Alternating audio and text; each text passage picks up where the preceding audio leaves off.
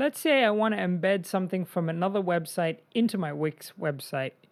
It can be done with the HTML embed function. So if I go here to the left side on add, and then I click under embed, and then I click HTML iframe, I can integrate something from an external website onto my Wix website by adding in the HTML code. So I'm going to take an example of a payment portal that I'm using to sell some products called Gumroad. So I'm going to go into the product here, and after filling in all the details of my product, I'm going to now go to the share section, and it allows me an embed option here.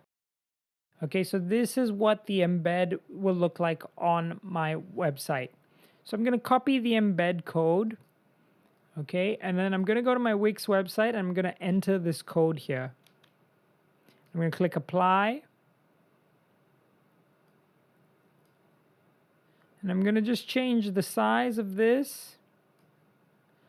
And as you can see, I've just integrated how this payment feature from an external website integrates itself onto my Wix website. Now, just an important note, when you are embedding from another website, make sure you always check the mobile and the desktop how this looks. Okay, publish the website and have a look. So go ahead and try to embed some HTML from an external website onto your Wix website.